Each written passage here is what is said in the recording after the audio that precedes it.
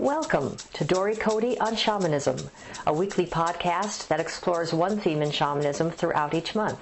Get comfortable, have a seat, and let's get started. Hi, everybody. This is episode number 45 of my Shamanic podcast. I welcome you to this topic, which is all about Shamanic Initiations.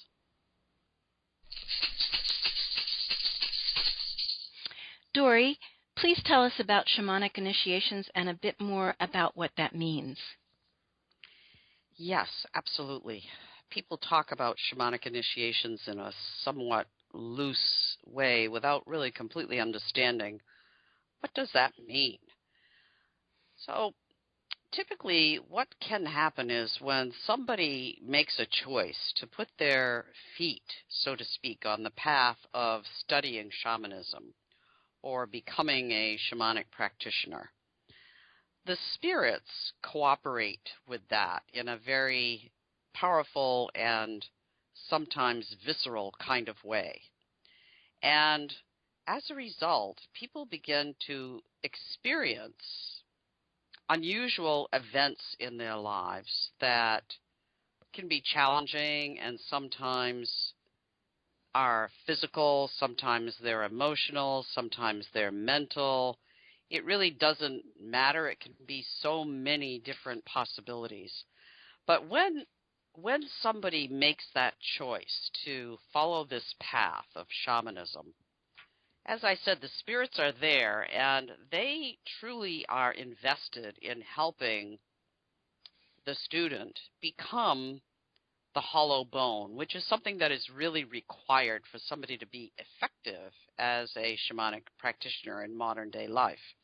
So, well, what does it mean to be the hollow bone? It means to be clearly separate from your ego self and not invested in the results, not invested in the guidance or wisdom that you get from your teacher, but really truly just being an empty vessel, a way for spirit to use you as a human being to transfer knowledge, wisdom, healing, power, guidance, and so on.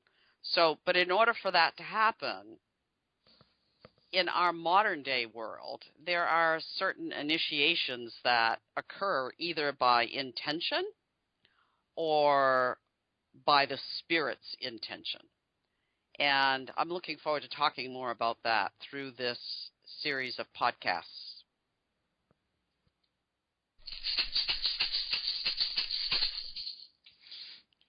So how do you, as a current modern-day shamanic teacher, help your students through initiations? Yes, well, that's a really good question and one that has many pathways. I want to start by saying again that, our modern day initiations are very different than the initiations that our ancestors experienced. I remember being very, very moved and in absolute awe when I read many years ago this fabulous book that I highly recommend by Malidome Somé, titled Of Water and the Spirit. He's an African shaman, and this is an autobiographical book of his that he wrote quite a few years ago, probably 30 or more years ago. And he describes in great detail the initiations that he went through with his mentors, his teachers in his tribe. And they were nothing short of absolutely frightening in terms of being pretty much like life or death kind of initiations, which is not unusual for what our ancestors did. The shaman initiate, somebody who was an intern, so to speak, or who was being mentored by an elder for the purpose of potentially becoming the village shaman, was put through grueling experiences which, if they survived in human reality, then demonstrated to the villagers and to their mentor that they were indeed the shaman. So, for instance, in some tribal traditions, they might put some kind of bark pitch all over the person and then cover them with poisonous spiders. And if that person survived that, having been bitten by numerous poisonous spiders, then they were the shaman. If they didn't survive, well, then they were dead, and they would just find somebody else to be an initiate. Well, needless to say, we don't do that in modern-day shamanism. So, with my students, we recreate in some way the experience of the ancestors by doing initiations that are safe, that are in a safe container, where we develop a circle where everybody feels emotionally, physically, and in terms of the container that we create, very safe.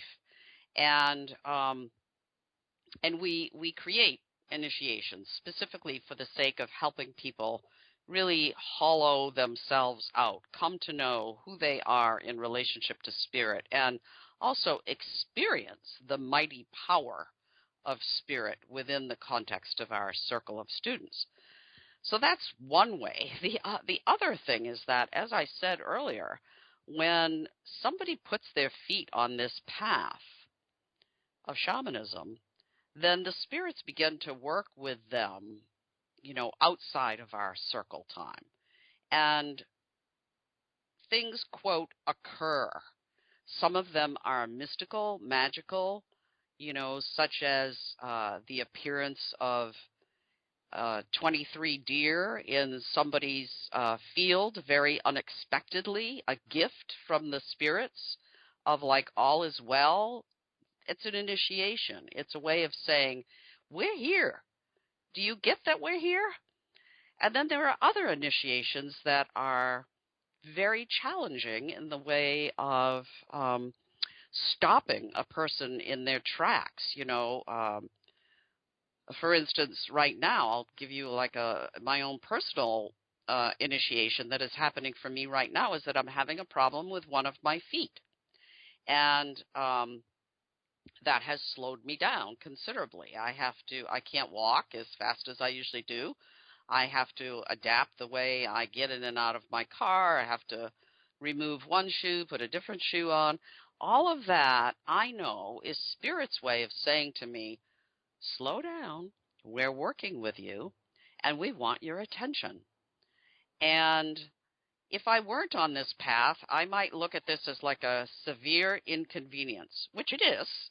It's a very serious inconvenience. But I also know in my heart that it is my spirit helper's way of saying, we're here, we're working with you, we want your attention, and you better slow down. So we're going to make you slow down.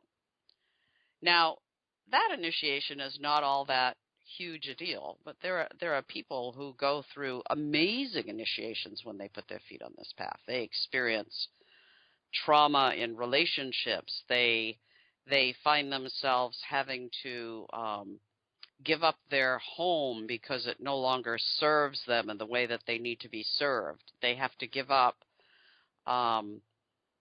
a long-held belief of some kind that they have to come to terms with. They need to face their shadow self and make peace with it. So there are innumerable initiations that might occur. And my job as a shamanic teacher is to be the midwife, so to speak, of all of my students as they walk through this path, guide them, assure them, hold them, mentor them, and birth them through this process, which actually is pretty much unending. When somebody chooses shamanism, the initiations are endless. They don't end when you finish a one-year apprenticeship, or it's an ongoing life occurrence. And the sooner you make peace with it, the easier it is.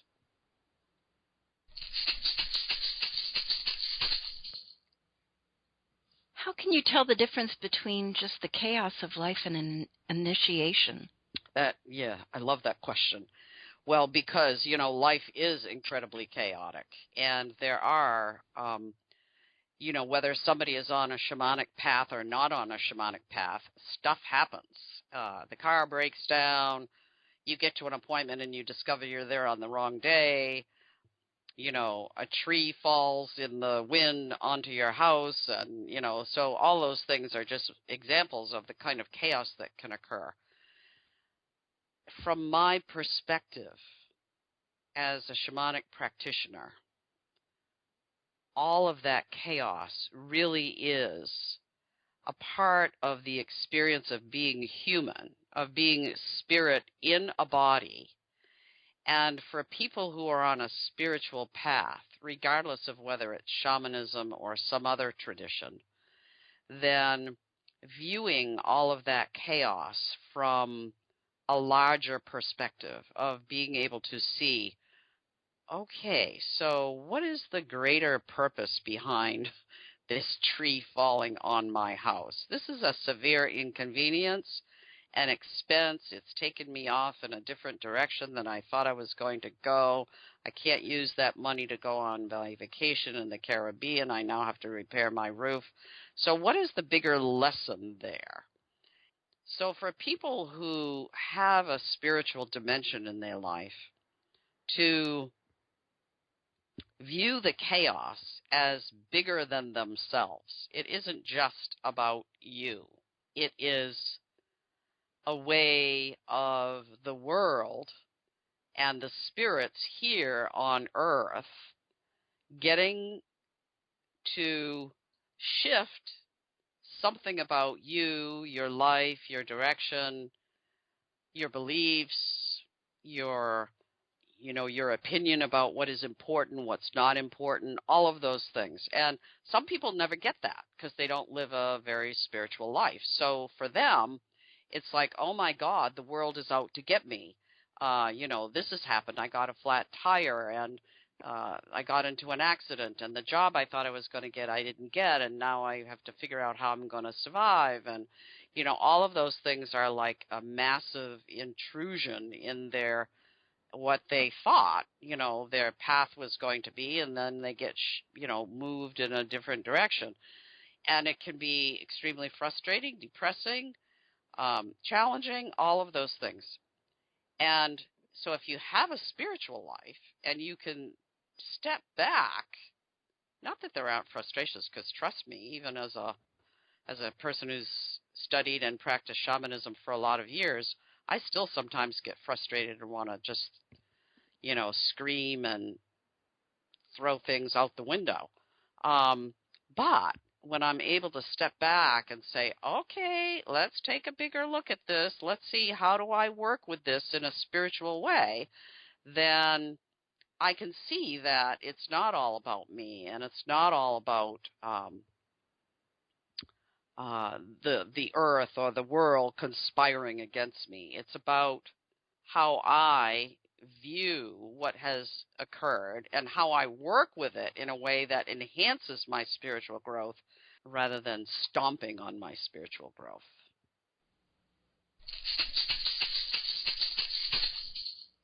So there's a way in which spirit nips at your heels to adjust your path, but initiation almost takes you over a doorway on the path. Is that right? Yes and no. Initiations can be a little bit of a nipping at your heel, smaller occurrences that are, at the time don't seem to be all that big a deal. And then there are the bigger initiations, which are, life-altering, a big event such as, making a choice or being forced into having to end a relationship, or going through the grief of the loss of a beloved. That is a huge initiation. Having to change your career. There are some big things that people go through in their lives. Surviving abuse is a massive initiation. Having been, we say people are called to this path of shamanism not because their lives are perfect. They're anything but. Most people who end up choosing to study shamanism and move in that direction are people who have been quite wounded in their lives. Spirits have already begun to hollow them out because they were born with a different kind of ability that they've had to work through, or they've been, they survived some kind of heinous abuse situation, or they've survived the death of many, many loved ones and had to live through the grief. And, those are big initiations. And sometimes people get to the other side of those initiations and they find themselves wanting to go further into their spiritual development, and shamanism is certainly one really good path to take them through that.